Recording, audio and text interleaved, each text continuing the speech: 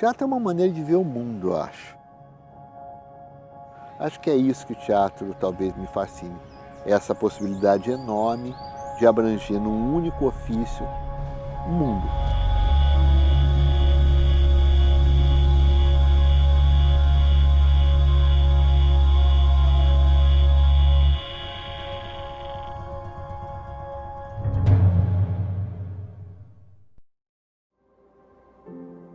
Tem um ditado do Ortega y Gasset que eu acho importantíssimo, né?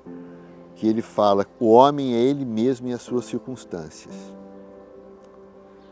E eu acho que isso, obviamente, para mim não chega a ser uma verdade absoluta, mas é uma verdade, é um dito a ser considerado, não é?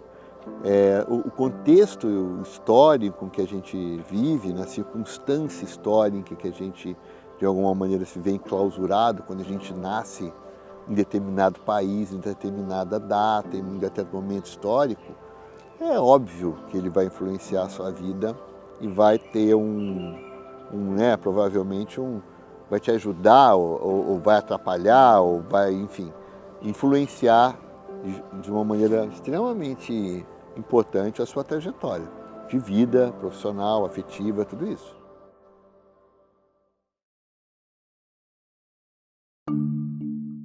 Aos 13 anos eu tive uma experiência muito, digamos, transformadora assim, na minha vida.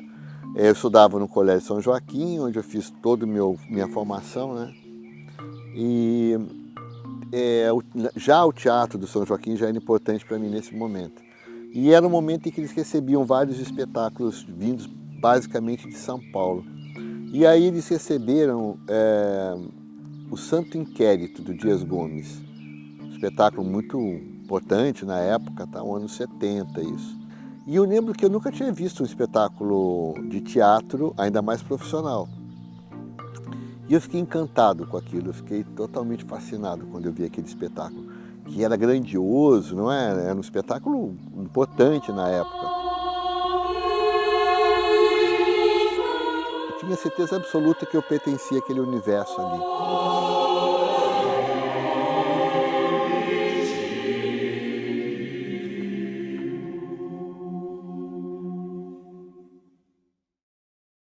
Quando eu tive que decidir mesmo, aos 17 anos, o que ia acontecer com, né, aquele momento terrível da tal da decisão, eu também tinha um fascínio muito grande pelo jornalismo, na verdade pela escrita, não é?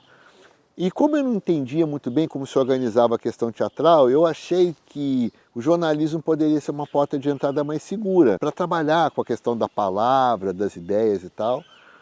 E logo que eu cheguei ao Rio, eu passei para a CUP, né, para o Centro Unificado Profissional, faculdade espetacular que eu adorei, assim, foi importantíssima para mim. Eu imediatamente procurei o tablado, porque já era na época uma escola de formação, uma escola amadora de teatro, né, não é profissional, onde muitos atores bacanas saíam e que era, claro, ministrado por uma das pessoas mais importantes do teatro até hoje, que é a Maria Clara Machado, né, de quem eu tive a honra de ser aluno. Logo depois, na própria faculdade, no CUP, surgiu um grupo de teatro, né, que a gente teve que era ministrado por uma professora nossa, e depois desse curso a gente migrou para um curso de teatro num centro cultural muito bacana no Rio, chamado NAU. E desse movimento nasceu um grupo de teatro, que eu comecei a dirigir. Foi a minha primeira experiência.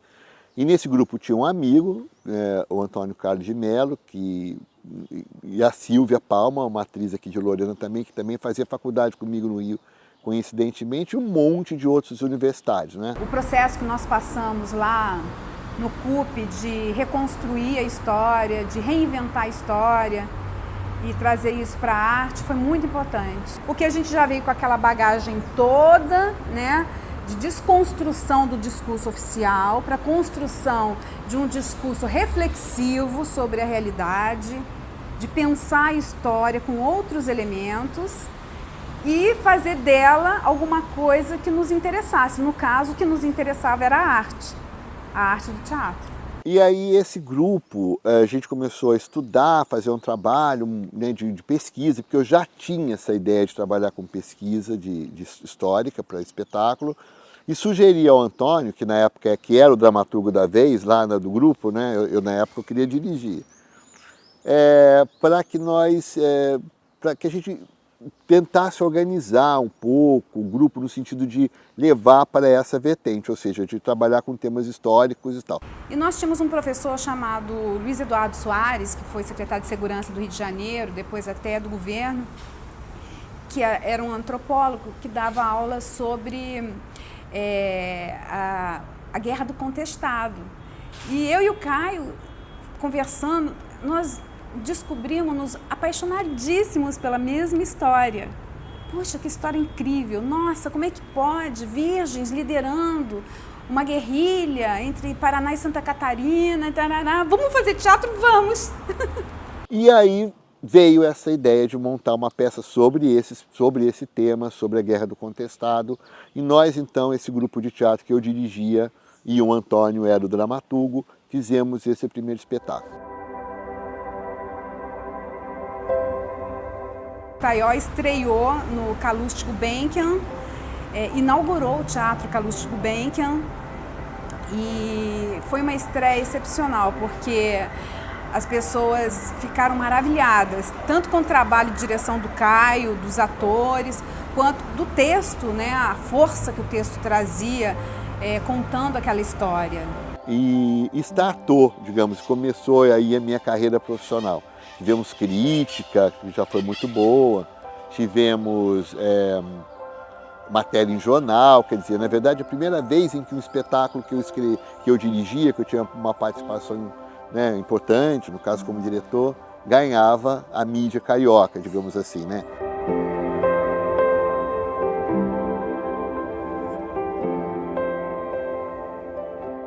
Eu trabalhei na TV Manchete muitos anos e quando a Manchete acabou, quando a emissora faliu, eu já fazia teatro paralelamente, já dirigia e tal. Mas ainda tinha televisão, digamos, como uma possibilidade que teoricamente se apontava para mim como a natural, porque eu já estava quase não, mais de 10 anos na emissora, já estava trabalhando na área de dramaturgia, como eu sempre quis, né? Estava fazendo assistência, escrevendo alguns textos que já estavam sendo produzidos, em séries, pequenas séries que a Manchete fazia. E aí acabou essa aventura, não é? Terminou, acabou. A Manchete faliu. Eu fiquei muito angustiado com essa história, porque amigos, eu estava lá há muitos anos, foi meu primeiro trabalho, saí da faculdade, fui direto para lá. Foi muito difícil, tal, ver aquele império todo se desmoronando, né? Mas aí eu tive que tomar uma decisão. Ou eu migraria para uma outra emissora, ou eu faria um trabalho com teatro, que é o que eu sempre quis fazer. Eu já tinha feito a Mágica Aventura Africana, eu já tinha feito uma aventura carioca, eu já tinha feito Os Cavaleiros de Damasco, a Caminho de Damasco, né? Então, e várias outras. Continuava tendo uma formação teatral paralela ao meu trabalho na emissora. Mas aí eu falei, não, eu vou fazer teatro. Né, eu tive uma pequena indenização pelos anos que eu trabalhei lá e resolvi, junto com alguns amigos, abrir uma empresa e começar a produzir. Na verdade, eu achei que eu deveria aprender a produzir o teatro primeiro, antes de enveredar definitivamente por uma carreira que eu sondava e achava que seria exatamente isso, direção e dramaturgia. O Caio tinha uma produtora na época, a Tonal, aqui no Rio, que era muito importante, era uma produtora que produzia espetáculos grandes, com atores já consagrados e também espetáculos experimentais. Então a Tonal era uma produtora que se diferenciava porque era uma produtora que tinha um perfil muito interessante pelo catálogo de espetáculos que ela produzia. Fizemos a direção de produção da peça Falecida, do Gabriel Vilela, com um elenco maravilhoso, uma peça que estreou em Viena, na Áustria, com o apoio do Festival de Viena. Depois fez uma temporada espetacular no Brasil, né, direção do Gabriel Vilela, que ainda é um grande diretor. Na época estava começando a carreira dele de uma maneira muito interessante. Depois nós produzimos Sonata Kreutzer com o Luiz Melo, o primeiro trabalho dele depois que saiu da companhia do Antunes Filho, com direção do Eduardo Wozzik, e muitos outros espetáculos. Então, durante quase os próximos 10 anos, quase que depois da emissora, foram anos de trabalhar com produção. E foi muito bom para mim, porque eu comecei a entender como é que o processo efetivamente acontecia, não é? Passei por momentos complicadíssimos, a era Collor, que teve toda aquela dificuldade para se produzir cultura no país, enfim. Então foi um aprendizado excepcional. A partir dessa segurança que eu conquistei com a produção, eu comecei a entender em algum momento que era hora de eu partir para projetos particulares. Na verdade, eu me encantei tanto com a questão da produção que uma hora eu meio que esqueci que o que eu queria mesmo era escrever e dirigir, né? Aí uma hora eu falei, não, acho que foi bom, foi bacana e tal, mas agora eu acho que eu vou investir nesse trabalho. Foi quando eu, de uma certa maneira, fui convidado, ou a gente trocou ideias com o pessoal do Centro Cultural Banco do Brasil, onde eu já tinha trabalhado em vários outros espetáculos como produtor, para fazer um projeto lá de formação de plateia. E eu apresentei o projeto História em Cena lá.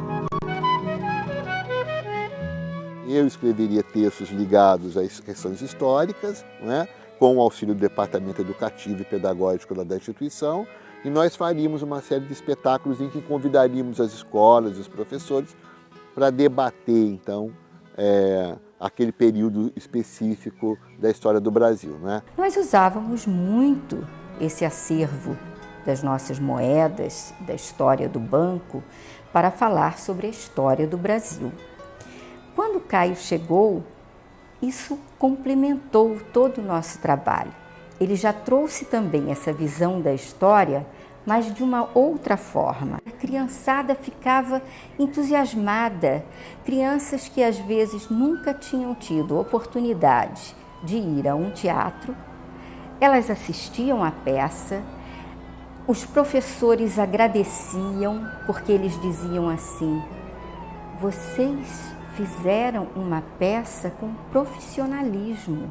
Após a apresentação, era muito importante a conversa que ou os artistas, ou o Caio, ou ambos ainda faziam com a plateia. As crianças tinham sempre perguntas, curiosidades, os professores também se interessavam em saber. E quando você vai instigado para a escola, você tem mais curiosidade. Você então pergunta mais, você quer pesquisar mais. E aí, quando terminou o projeto História em Cena, que acabou de uma maneira muito, assim, eu digo, fechou um ciclo de uma maneira muito bacana, porque no final do projeto eu fui convidado com mais um ator da companhia para ir para a Inglaterra, fazer um curso lá, na verdade participar de encontros com pessoas que trabalham com teatro e educação na Inglaterra. E isso foi muito bacana, foi uma experiência excepcional. Eu exatamente entrei para começar minha formação, ainda muito criança, com 7 anos de idade, em 1967. Né?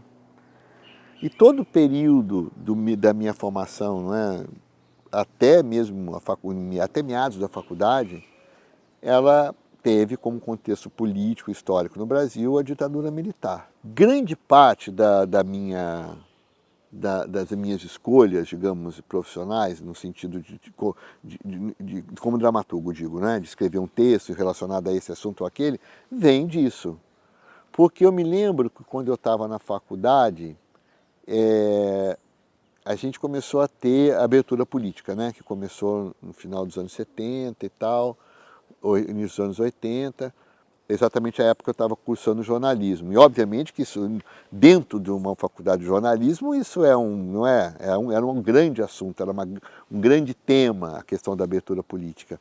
E a partir dessa novidade toda que veio com a abertura, com a volta dos exilados, com uma série de questões que até então estavam debaixo do tapete, que elas voltam a ser faladas, a guerrilha do Araguaia, a tortura, o DOPS, uma série de palavras e de instituições que começavam a surgir para a gente de uma maneira muito clara, né? Que função tinha aquilo dentro daquele processo da ditadura. Isso fez com que eu questionasse isso. Falei, gente, o que aconteceu? Quer dizer, então eu fiquei um tempão da minha vida estudando uma história que era camuflada, né?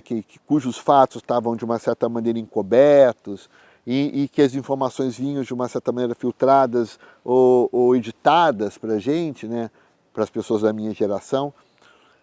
E me deu muita vontade de falar disso, sabe? E eu falei, eu acho que dentro do teatro, talvez se eu ficcionar, se eu pegar um fato e fazer dele uma ficção, e aí estofar, não é, humanizar esses personagens que serão fictícios, mas de uma certa forma têm a ver com aquele momento histórico, eu acho que é uma contribuição interessante. Claro que isso não foi tão claramente objetivo, né? Eu não peguei e saí traçando cartesianamente esse processo, foi acontecendo. Ele pega fatos históricos e agrega histórias ficcionais, costurando, tangenciando esses fatos históricos. Então, é uma mistura de figuras históricas que realmente existiram com pessoas ficcionais que ele criou. No caso, vamos falar sobre a história do Brasil, que eu acho que é o grande filão da obra do Caio, né?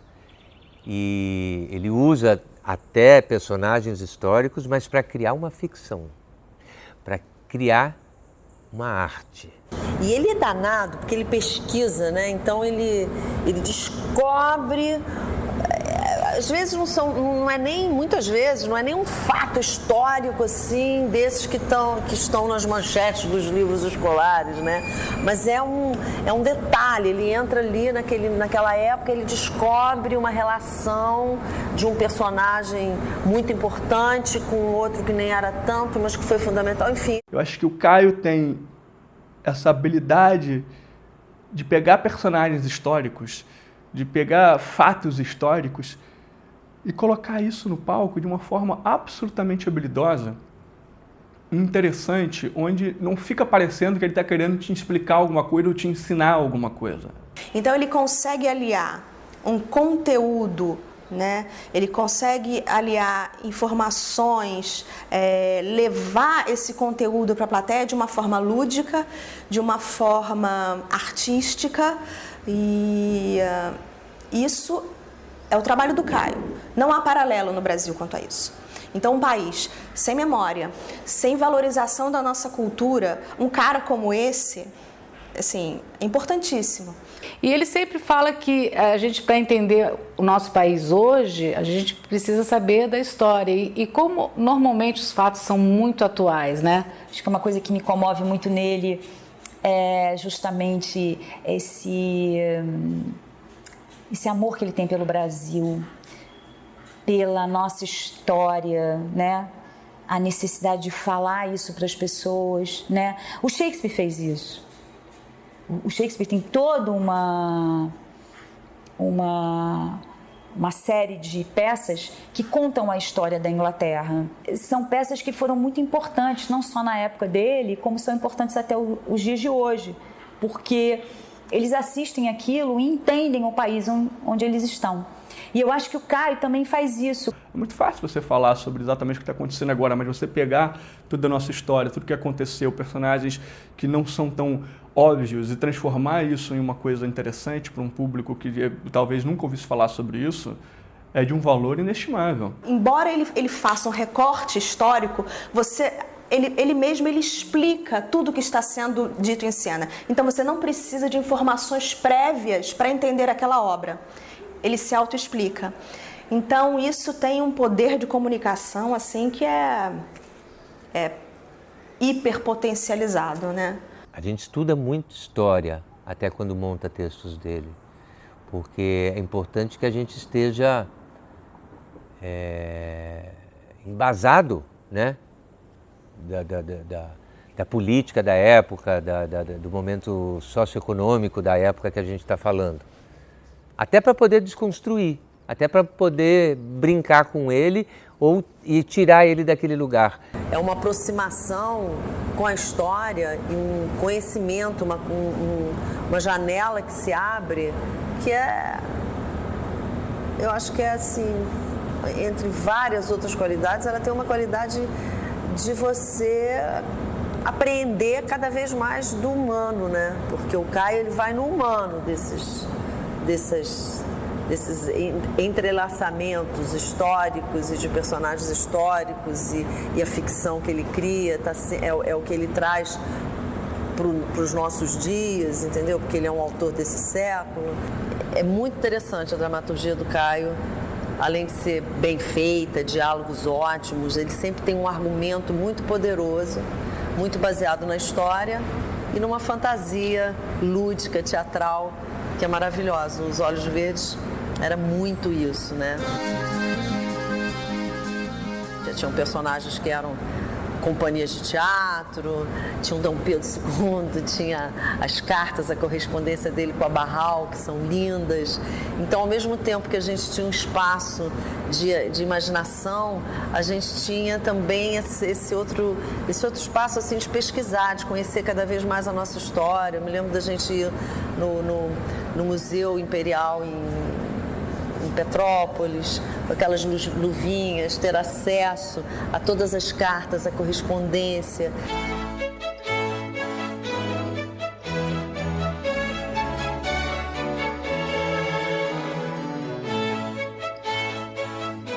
A ideia de montar os Olhos Verdes nasceu no meu encontro com a Larissa Bracher em Buenos Aires. A gente tinha acabado de fazer um trabalho juntos na novela, e surgiu uma amizade, uma admiração mútua, eu pelo trabalho dela, pela pessoa dela, pelo empreendedorismo dela que eu já vi ali. E aí nós fizemos uma combinação de chegar ao Brasil, voltar ao Brasil depois de um longo período lá juntos em Buenos Aires, fazendo a novela, e tentar juntos levantar um projeto teatral. Houve essa centelha, assim, essa brasa minha de querer voltar para o teatro, de querer continuar essa pesquisa teatral e esse desejo do Caio também de fazer alguma coisa. Essa questão do conforto que a televisão proporciona quando você tem um projeto, não é? Como foi o caso das Chiquititas, que durou muitos anos, então, obviamente, isso proporciona um conforto financeiro, você fica mais tranquilo, e voltar para o mundo do teatro, que a gente sabe que é incerto, né? Que você não pode garantir quantas pessoas vão ver aquele espetáculo e se você vai conseguir fazer com que ele sobreviva muito tempo. Era uma decisão difícil. E ele não sossegou, e ele, graças a Deus, não me deixou sossegar, enquanto a gente não armou, e ele foi muito responsável por isso, enquanto ele não armou uma equipe maravilhosa em torno de uma nova peça, que veio a ser Os Olhos Verdes do Ciúme. Eu lembro que eu falei, meu Deus, quando eu li essa notícia no jornal, vendo que, falando dessa correspondência entre Dom Pedro e a Barral, como ela era chamada, Condessa de Barral, eu pensei, imagina se essas cartas fossem descobertas na época em que os dois estariam vivos, né? Podia ser muito interessante se essas cartas pudessem virar um objeto de barganha, alguma coisa qualquer, né? Que instigasse aquele momento complicado que era o início da aventura republicana no Brasil. Além do mais, eu desconheço o conteúdo das cartas que a senhorita diz ter em seu poder. Eu acho abominável que a correspondência íntima de duas pessoas acima de qualquer suspeita, como minha mãe e Dom Pedro, esteja se transformando num objeto de barganha. Até porque eu acho pouco provável que exista algum interesse real por parte de jornais sérios, por mais republicanos que sejam, nessa sua intriga de comadres. Pois não diga que eu não tentei. Que eu não fiz o impossível para livrar a memória de sua mãe e o próprio imperador da desmoralização. A senhorita não conhece o Brasil e não sabe do amor que os brasileiros têm por seu imperador, mesmo sendo a república um fato consumado. Então a peça, teoricamente, conta esse período da mudança do Império para a República, dos anos de exílio de Dom Pedro, e o que aconteceria se essas cartas, trocado entre essas duas grandes personalidades do século XIX, ele casado ainda com a imperatriz Teresa Cristina, e ela recém-viúva, mas quando aconteceu teoricamente esse affair aqui, né, na Europa, ela já ainda estaria casada, e que reboliço isso daria, se pudesse ser um objeto de chantagem e tal. Ficou uma comédia muito divertida, uma comédia de costume muito divertida, né? Em que não aparece nem Dom Pedro e nem a Barral. É um espetáculo curioso, porque fala-se dos dois o tempo inteiro, das cartas trocadas entre eles, do perigo que essas cartas representariam para a época, mas não existe o personagem Dom Pedro e nem a personagem Barral em cena. Isso eu acho que foi uma maneira, eu não sei nem dizer, acho que eu de uma certa forma preservei um pouco a figura de Dom Pedro, que eu acho muito interessante, eu adoro Dom Pedro II, acho que ele tem uma história espetacular, como homem de ciência, como homem, né, das artes, que ele foi, além de ser um grande imperador, foi uma pessoa muito ligada às artes, à ciência, tudo isso me empolga muito. E achei que talvez fosse interessante preservá-lo. Daí fomos lá numa reunião, fui ouvir, a gente foi para fazer uma primeira leitura da peça. Quando eu li, eu falei, Caio, eu acho que você tem uma belíssima ideia. O Caio ganhou o texto, ganhou o prêmio do governador do estado naquele ano como o melhor texto. E eu aprendi muito fazendo esse texto, porque era uma trama dessas maravilhosas que o talento, a imaginação do Caio cria e o conhecimento dele de história. Ele queria uma figurinista que tivesse um entendimento, prática sobre a época que a gente estava contando. E aí a gente trouxe a Sonaia Hermida, que morava na época em Londres, uma brasileira, e ela veio só especialmente para fazer o figurino. Um espetáculo que a gente inaugurou um teatro, que foi o Teatro do Centro Cultural da Justiça Federal, lá na Cinelândia, no Rio de Janeiro. E acho que ele conseguiu trazer aquele aspecto que ele tem, todo o texto do Caio tem um aspecto muito folhetinesco, que eu acho muito legal. É uma tradição brasileira isso, né? Uma questão assim, meio melodramática, folhetinesca, do golpe teatral que ele tem, que ele sabe fazer muito bem. E ele conseguiu juntar isso contando a história do Brasil, uma parte, um fragmento da história do Brasil. Além disso, ele desenvolve também sempre um humor. Sempre tem um personagem que tem o que a gente chama de um alívio cômico, né? Dentro daquela história melodramática. E eu acho que Os Olhos Verdes foi muito... Ele percebeu o que ele podia explorar e ele explorou isso muito bem. A primeira cena, os atores vêm da Rua México, do centro da cidade, entravam para o teatro.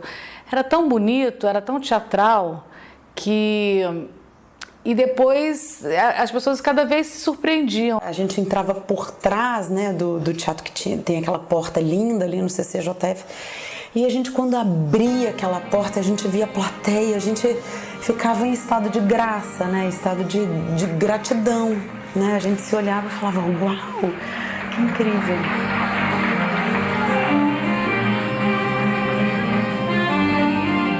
Sobre essa questão da República e do início da República e do final da monarquia, tem uma cena curiosa, que é uma cena em que o Dominique Barral, filho da Condessa de Barral, ele é a pessoa escolhida para tratar dessa chantagem da carta, não é?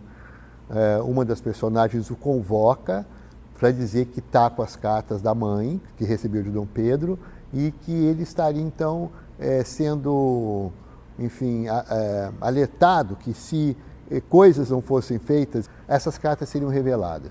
Então tem um trecho em que ele, o Dominique, tem um embate político com o Tibério, que teoricamente é o representante da República. E é muito interessante porque fala um pouco dessa visão, não é? De como as pessoas viam aquele momento de transição.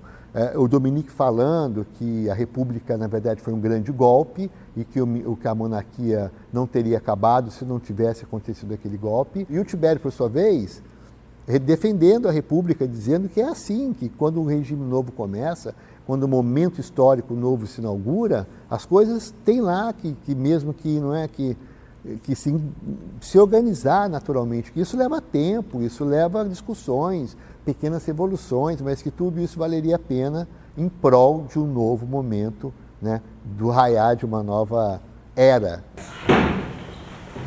Dominique! Então é você, o representante da República, hein? Quem diria? Um homem que cresceu à sombra do imperador. Cansei de viver à sombra. Seu pai, se estivesse vivo, cairia duro, Tibério. O meu pai morreu servindo o imperador. Eu almejo e mereço outra sorte. Quanta intimidade! Brincaram juntos na infância? Muitas vezes. Só que eu era o filho do cocheiro.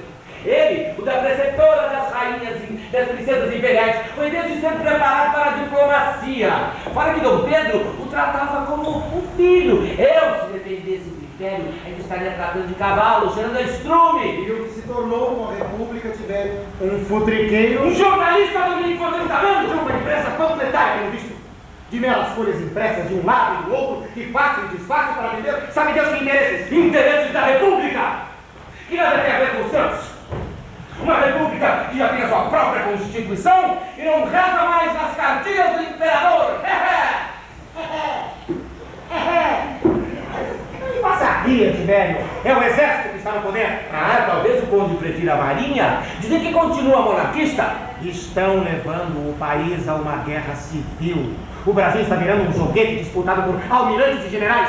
Isto no meu dicionário tem outro nome, Tibério. E não é república. É preciso tempo para se consolidar um novo regime, Dominique. Mas é preciso, bom senso. Foi isso que o Marechal Deodoro da Fonseca aprovou ontem, renunciando à presidência junto com todo o seu ministério. Sai o Marechal, entra outro, não mudaria a patente.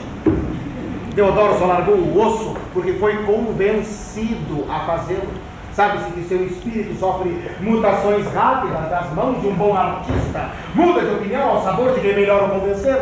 Ao menos ele se deixa levar por opiniões masculinas, tomadas em gabinete. Diferente do imperador, que mudava o seu ministério toda vez que ia lá na sua casa e tomava um chazinho com a senhora sua mãe. Os Olhos Verdes me deixou muito mal acostumada, porque eu achava que teatro, então, que fazer teatro ia ser sempre aquele sucesso.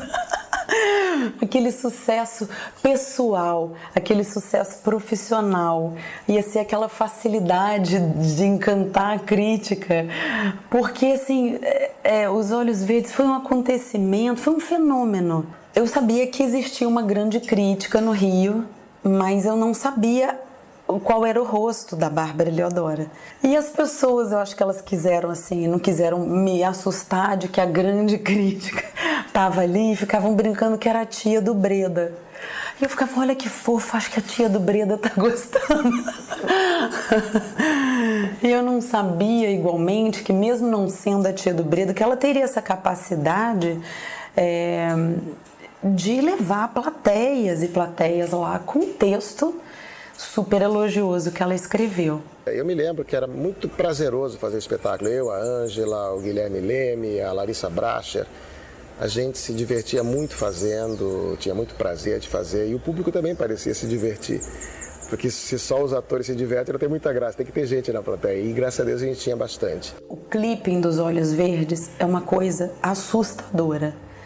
O que gerava de matéria espontânea aqui no Rio, todos os jornais, em Belo Horizonte, né? Porque eu sou de lá, estava fazendo a primeira peça profissional. Era um sucesso Os Olhos Verdes. Foi seguramente um divisor de águas na minha história. A gente ganhou o prêmio do Governo do Estado, foi indicado para o Shell, foi indicado em todas as listas dos jornais importantes do Rio como um dos espetáculos mais importantes do ano. Teve críticas geniais e a gente viajou muito com o espetáculo, também foi muito feliz.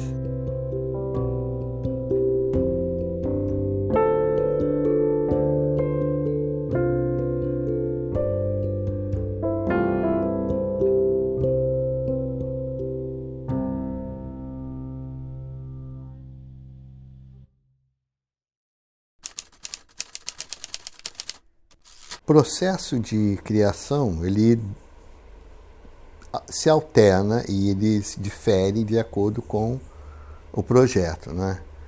Alguns momentos, quando eu tenho um guia, ou seja, um livro ou uma matéria de jornal que eu li, alguma coisa que me inspirou, que já tem uma história, que já está ali, né, de uma certa maneira já esquematizado, aí é estudo. Aí é sentar, pegar uma bibliografia, recolher os livros todos que eu consegui relacionados àquele assunto especificamente, estudar, ler, tirar as dúvidas que eu tenho, qualquer dúvida que seja, desde a dúvida histórica até as dúvidas, até uma visão filosófica, ou enfim, não é, que difere daquela primeira visão que eu tinha. Então, quando eu tangencio um assunto desse, eu gosto de ler tudo, até para entender né, se eu tenho que tomar um partido enquanto autor ou não, né, ou na verdade o que me instigou talvez tenha sido a dúvida daquilo, tá. O Caio, ele é um estudioso voraz, assim.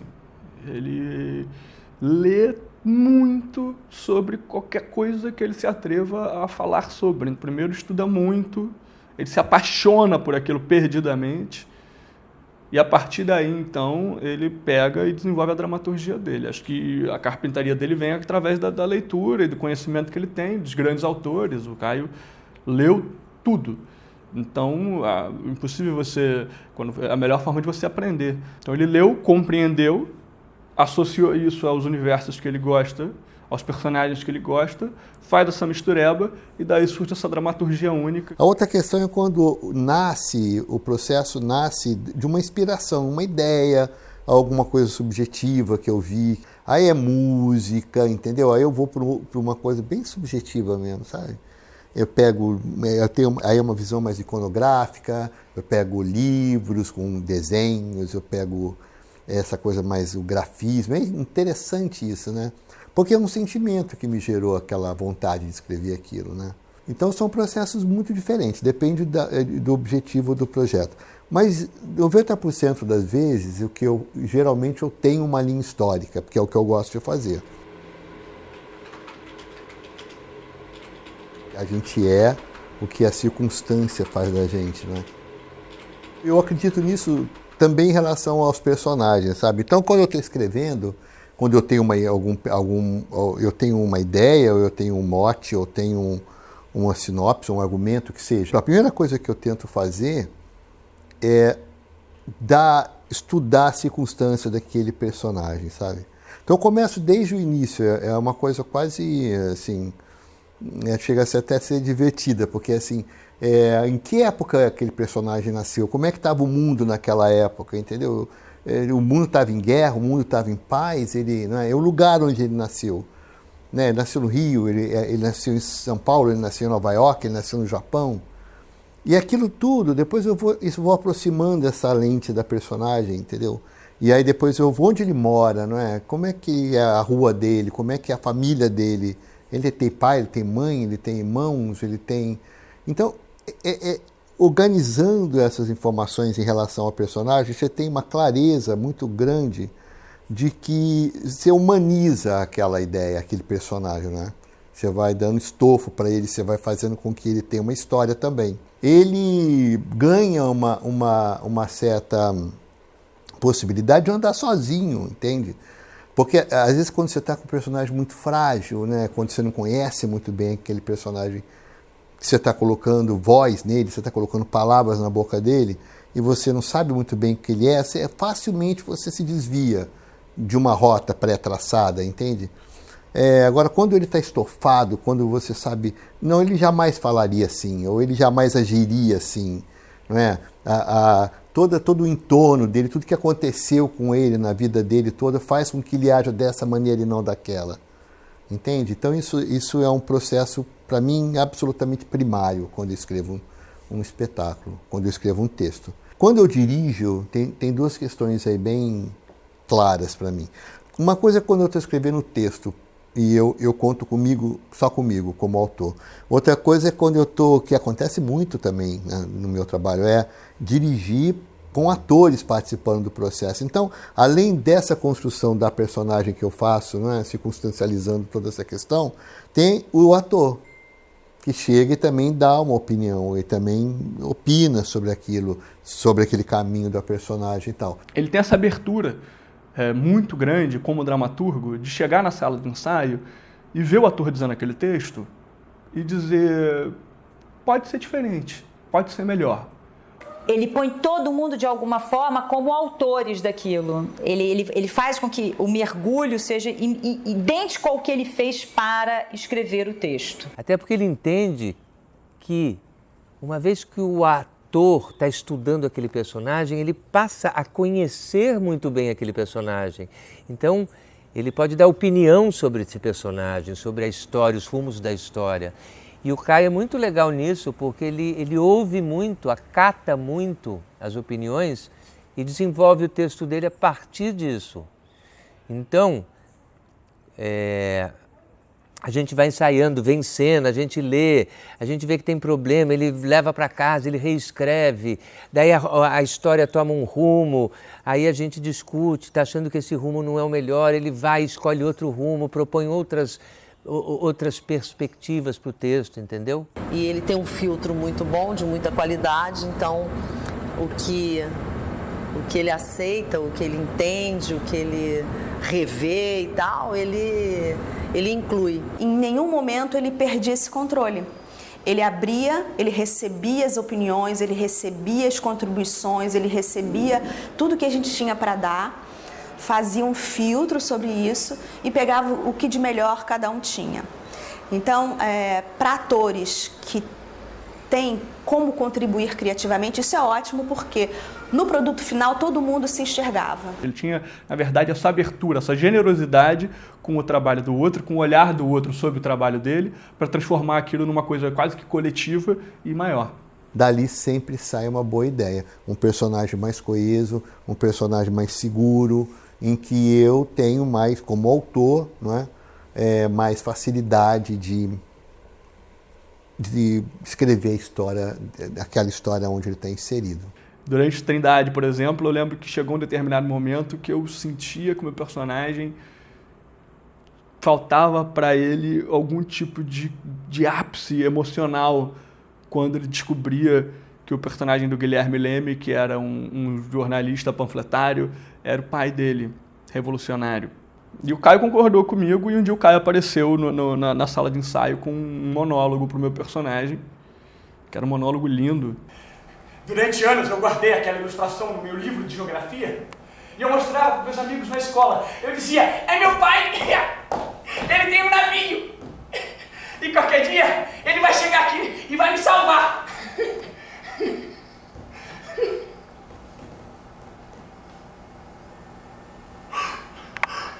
E por isso eu esperei. Eu esperei por uma nau festiva e transgressora que magicamente surgiria, nos resgataria daquele estado servil e nos levaria para um novo mundo. Eu comecei a falar aquele texto e era muito fácil dizer aquele texto, porque ele era muito sentido e muito verdadeiro. Era um texto duro, de auto-reconhecimento do personagem. E eu lembro que quando eu terminei, o Caio estava chorando. Nossa, a Trindade eu lembro assim de ser muito intenso isso, de cena, volta a cena, a gente discute, lia.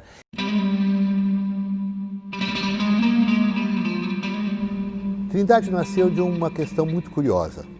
Conversando com o Guilherme Leme, a gente ficou vendo que tinha uma série de peças no Rio de Janeiro naquela época, falando sobre o universo feminino, mulheres discutindo entre elas questões muito delicadas, muito interessantes. E a gente pensou, não tem um espetáculo falando sobre homem, um espetáculo que trabalhasse esse universo masculino, sentimentos masculinos mais, enfim, profundos, né? O Caio tinha a sinopse que falava sobre um pai e um filho. Era meio o resgate de uma paternidade, né?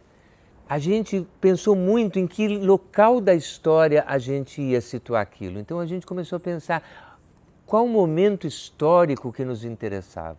Eu ganhei um livro que falava sobre a morte do Afonso Pena, em 1909, e o que causou essa história, né? O presidente morreu antes de acabar o mandato.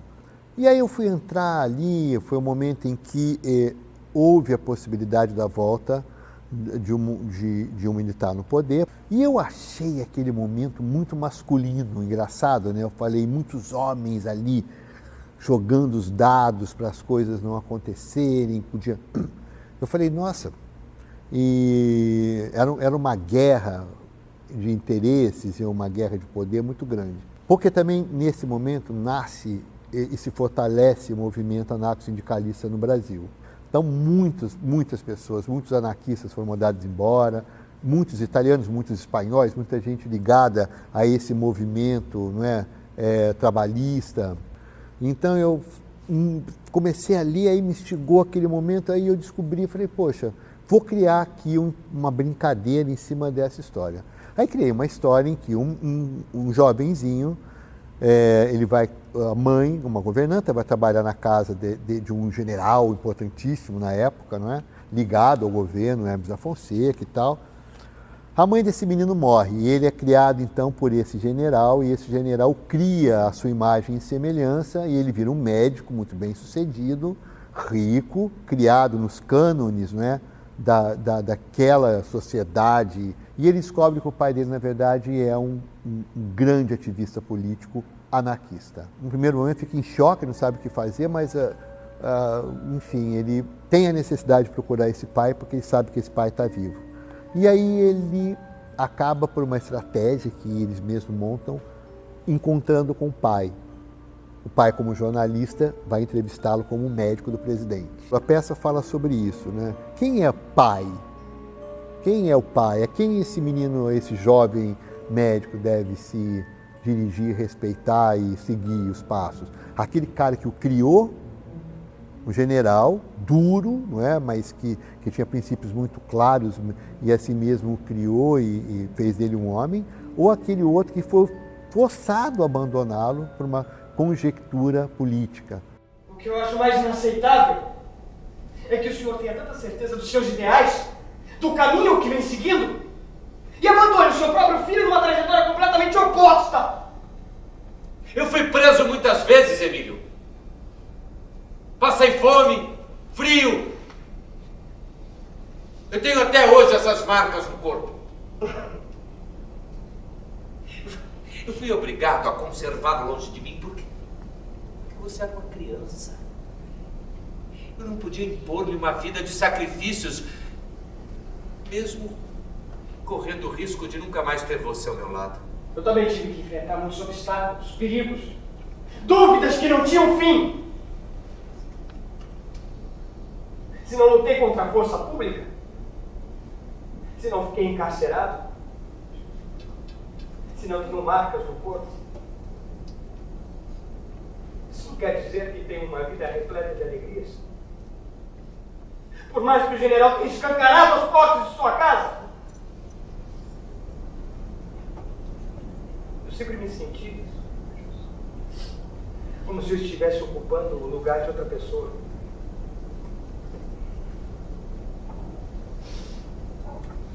Se eu tinha um outro lugar no mundo, eu deveria ter tido o direito de escolher. O espetáculo foi absolutamente lindo. E falava sobre essa questão de como esse afeto masculino foi resolvido.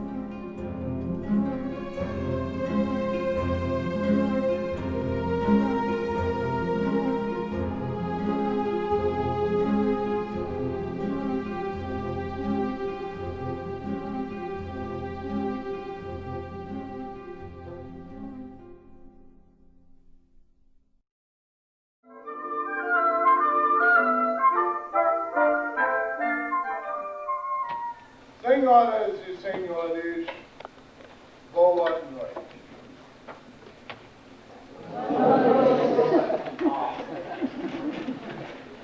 O meu nome é Paulo Barreto, ou João do Rio, como queiram, e eu fui convidado por este banco para lhes contar uma história.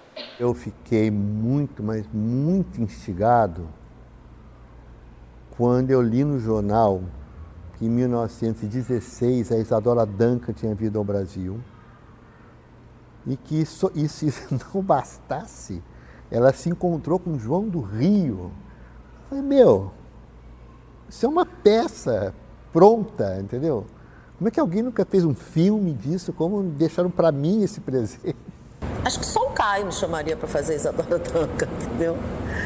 E na verdade a trama toda era uma trama maior do que ela, quer dizer, ela era também uma luz nesse deserto. Ela não era só avant-garde, ela não era só uma mulher à frente do tempo dela na dança, né? Aquela revolução que ela fez na dança. Ela revolucionou um monte de coisas relacionadas ao universo feminino, né?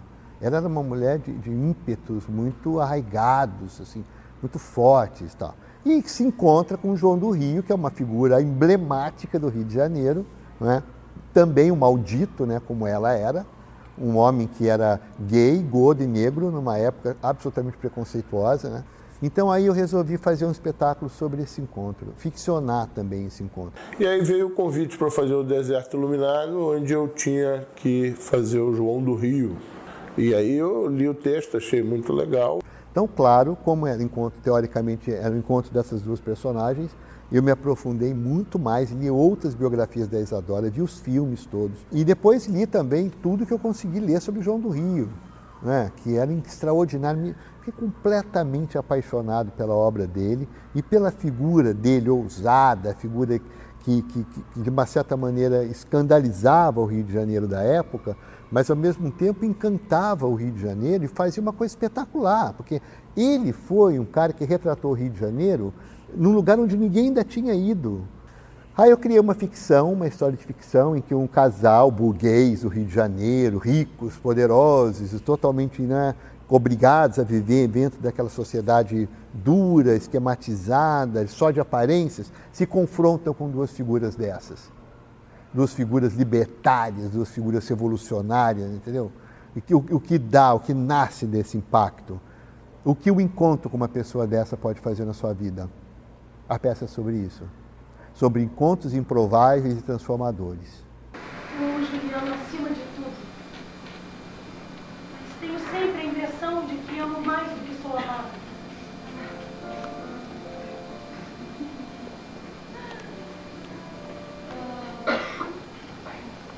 Don't trust them. Don't marry them.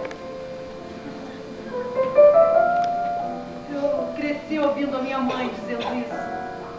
Não confie nos homens, portanto não se case com eles. Poucas mulheres podem dizer não ao casamento, poucas mulheres dizem sim a si mesmas. Aos 10 anos eu já sabia que eu jamais me casaria. O sofrimento de minha mãe foi extremo com o abandono de meu pai.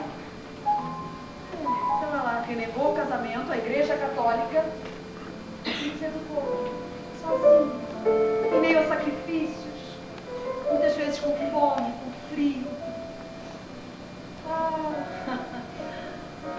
Desembalados pelas canções de Schubert, Mozart,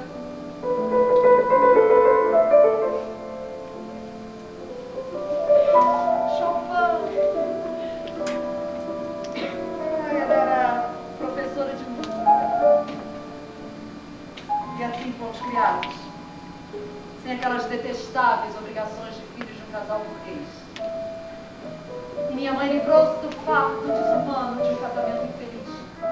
Ela tinha uma função dentro da peça, que não era dançar, nem falar da dança, que tinha que ser assim ou assado, não. Era a presença dela, era a vida dela ali que mexeu com todo um contexto ali de personagens. Novamente o Caio foi o cara que abriu esse caminho, não só por escrever e me chamar, mas por ser ele que estava ali ao lado levando todo o processo, entendeu? Então assim, aos poucos eu fui percebendo, né, diminuindo meu pavor e a minha expectativa de uma coisa que seria inalcançável, e fui chegando no Caio, no que ele tinha escrito, junto com ele. Em 2003, a gente, na época, sopravam ventos de abertura diferentes dos de hoje, as relações políticas eram mais abertas, as questões começavam a ser discutidas, né? O direito dos homossexuais. Então meu trabalho foi muito um trabalho de tentar fazer um gay espalhafatoso, de modo que não fosse um caricato, de modo que não ficasse, olha só, né, aquele cara criticando o jeito homossexual de ser. Que eu ia ficar muito triste se isso acontecesse, porque não era esse o objetivo. Não estranhe, portanto, o peso da narração, os tórridos conflitos, a eloquência de certos trechos, pois além de obeso, eu sou exacerbado e lírico, e o coração lírico é, como se sabe, um coração gordo. Um dia que eu estava em casa, sofrendo, achando que estava tudo horrível nos ensaios, daí estava olhando em volta e percebendo, você percebe quando está tudo meio morno. Aí eu fui para o meu quarto, abri meu armário e comecei a inventar umas coisas. Botei uma roupa, uma outra roupa, um chapéu, um leque. Aí comecei a inventar uns troços e montei um tipo que poderia ser um dandy do início do século XX. E gostei desse troço. E aí apareci no ensaio assim, literalmente montado. E a partir daí é incrível, porque aí as falas começam a ficar melhores na boca, o entendimento começa a ficar melhor, os acordos entre ator, diretor, autor começam a ficar mais fáceis. Não, isso aqui, olha só, se em vez disso eu fizer aquilo, mas aí você já faz como você imagina que o personagem faria, você não fala sobre. Você já faz assim, eu acho que o personagem faria isso assim, e aí funciona ou não funciona. Então aí a coisa começou a soprar num caminho junto, eu e ele começamos a andar juntos e foi de fato uma experiência muito feliz. Ele tem esse olhar generoso, curioso, interessado e realmente de verdade interessado em você, naquele ator que ele escolheu para estar no elenco dele. Então ele tem uma fé muito grande na gente, sabe? Esse título me arrepia até hoje, assim, que realmente é muito lindo, né?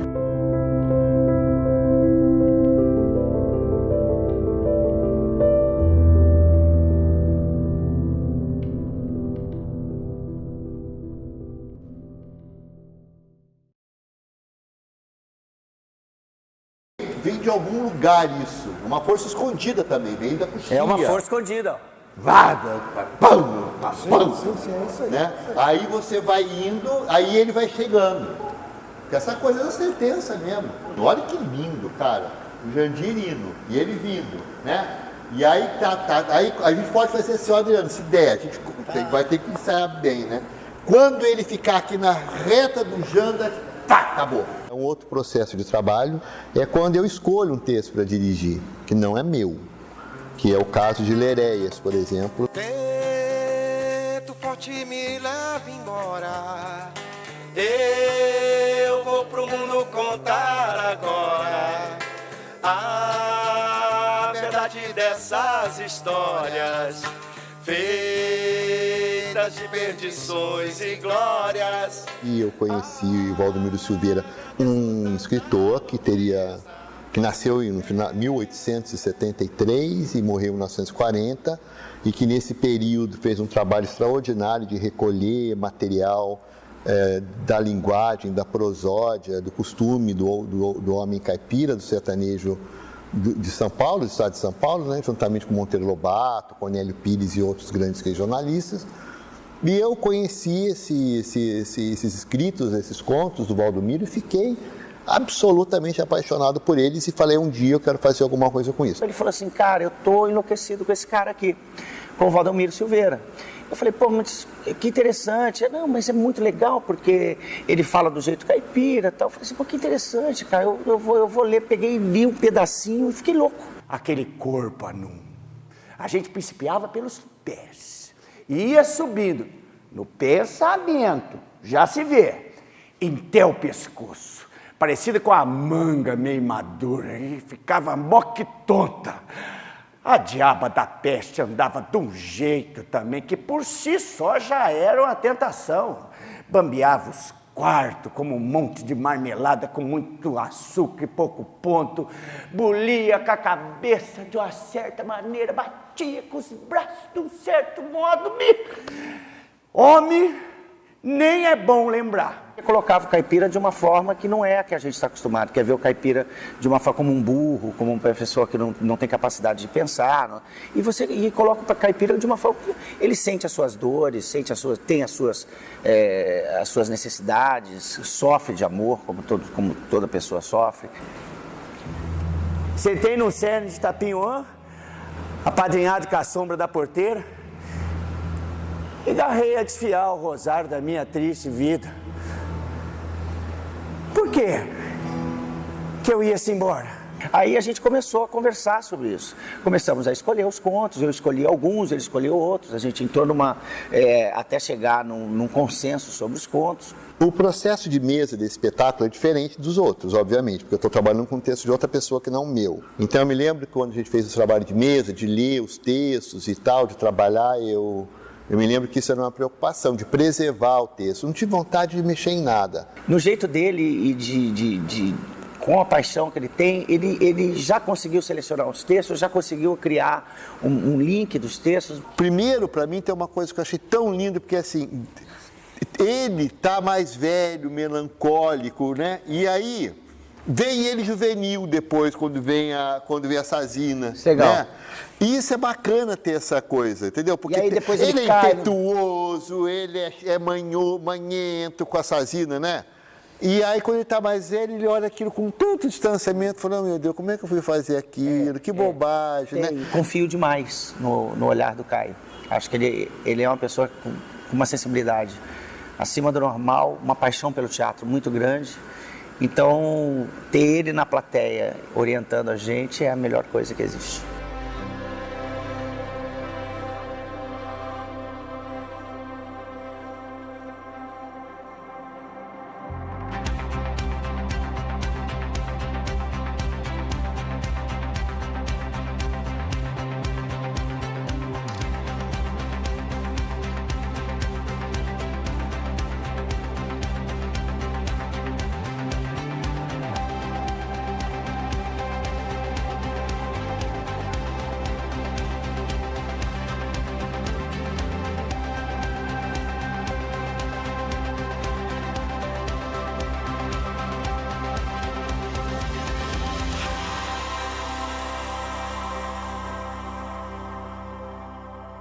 Eu me sinto muito confortável com a vida quando eu entendo que algum lugar nesse mundo, assim, né, que eu pertenço a um lugar, sabe?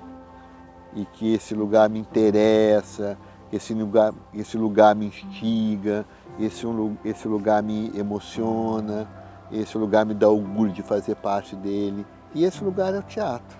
E eu acho que enquanto o teatro puder retratar isso, né, interferir no sentido de pegar esses fatos e de alguma maneira refletir sobre eles num palco, eu acho que eu quero estar vivo para ver.